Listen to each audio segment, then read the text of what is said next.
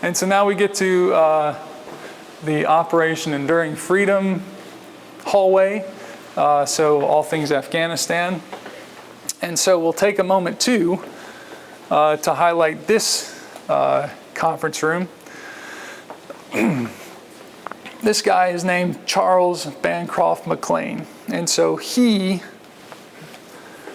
excuse me, he was also brought to our attention by the same guy that highlighted John McCown. So Christian Beckwith, the author of the 90-Pound Rucksack podcast, he figured out, or at least highlighted to us, that the first person to enlist in the Army to join the division was this guy.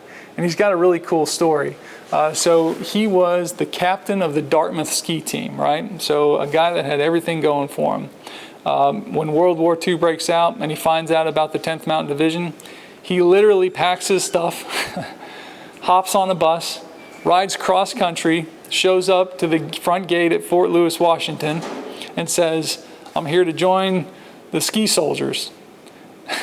And so the legend goes that, there was this bit of chaos because nobody knew who the ski soldiers were. And some major eventually comes out to him and he says, "You are the ski soldiers. You are the mountain infantry," right? So pretty fun. Now, he's the first person to enlist in the division. Not necessarily the first person assigned to the division, but certainly the first one to set his life aside and come and ask to join. He went on to become an officer and I think a professor, actually, who wrote a lot of books. You can see some of the ones that he's written right here. But anyway, Charles McLean. So in honor of him being the first person to enlist in the division, we named the command group conference room after him. So we've got this bronze plaque up talking about a little bit of his history. And then inside the room,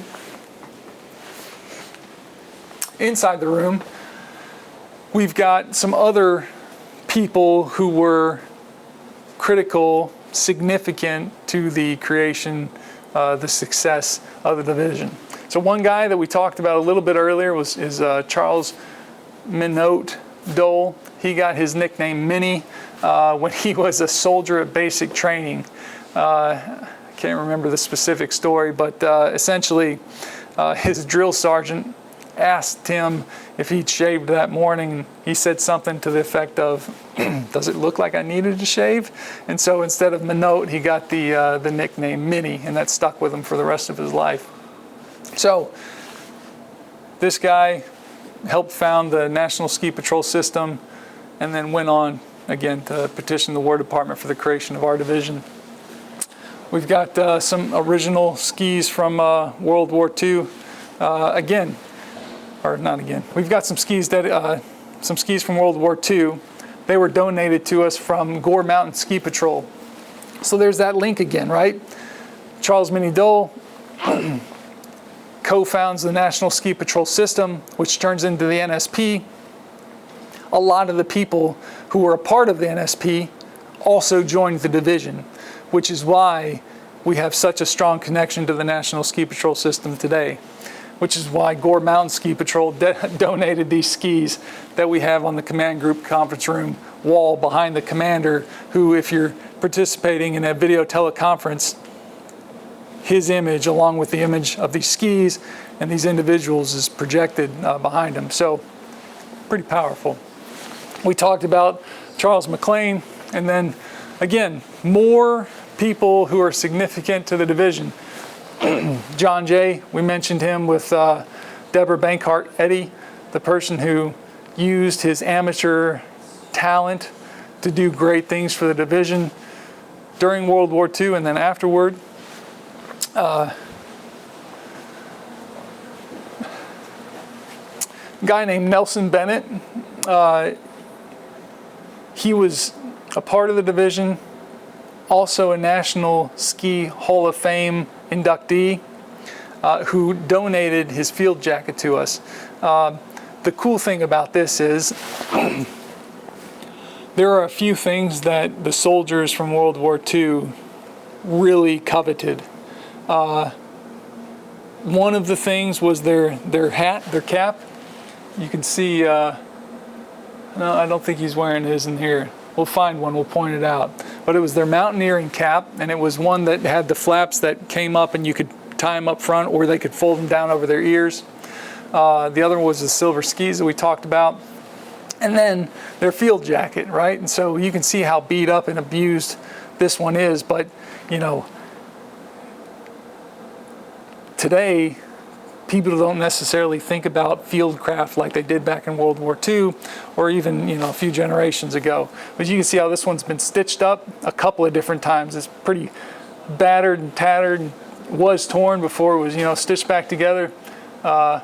Anyway, just something fun that we've got as another piece of our history hanging on the walls from somebody who served in the division, who went on to do great things. Yeah, member of the Olympic Alpine team, or excuse me, the Olympic Alpine Team Selection Committee, and then the manager of the U.S. Olympic Alpine Team in 1956. So many of these guys from World War II came back and went on to do great things. Over 60 ski areas in the United States, I think it's like 62 or 63, were founded by World War II 10th Mountain Division veterans, just like Nelson Bennett. So over here, we've got more pictures of Charles Bancroft McLean. You can see them. This is in Paradise, right? So where we talked about, how you doing, Sergeant Major? No, you're good. Yeah, it's all right, Sergeant Major. We'll cut it. Thanks. So over here, you can see him on the slopes of Paradise at Mount Rainier, where we talked about the soldiers doing the silver skis competition. So soldiers learning to ski, more pictures at exercises, and then something also kind of fun. So the Barbershop Quartet, McLean was one of the original members of the Barbershop Quartet who helped write some of the lyrics to one of the more famous songs, 90 Pounds of Rucksack, right? To be honest, the original is pretty risque. It's a bit racy. If you want to look that up on your own, I don't think that soldiers could do that same song nowadays. In fact, I know they couldn't. But we have rewritten the lyrics, or at least the 10th Mountain Division Band has rewritten the lyrics, and it's a fun song that our Barbershop Quartet now sings in honor of the soldiers from World War II. But we talked about how this group of soldiers that were stationed at Fort Lewis went to Paradise on Mount Rainier and stayed at the lodge. And when they weren't skiing or learning to ski or learning to climb or doing physical fitness, they had some time on their hands. And so these guys who came together, a lot of them from colleges across the United States, a lot of them were like Ivy League colleges, students at Ivy League colleges. They brought their traditions with them to the 10th. And so, you know, a cappella groups, barbershop quartets, that was a part of the culture back then. And so they made their own. So McLean was a member of all of that. It's pretty cool. All right, so we'll go back out and we'll continue on. Okay, so more pictures from Afghanistan. And we'll speed up a little bit. But you can see Afghanistan is actually a really beautiful country. I'm sure Iraq is too. I haven't been there, but I've been to Afghanistan, and I'm hoping someday I get a chance to go back. I'll highlight this. This is pretty neat. So starting in 2001, you can see all the different deployments that the division participated in, right? And it goes all the way up through 2012. But every bar on that chart is a subordinate unit, a brigade or battalion that deployed in support of OEF or OIF. And so when we talk about the division being the most deployed headquarters in the Army, that's not just lip service. That's something that we can point to, not necessarily as something that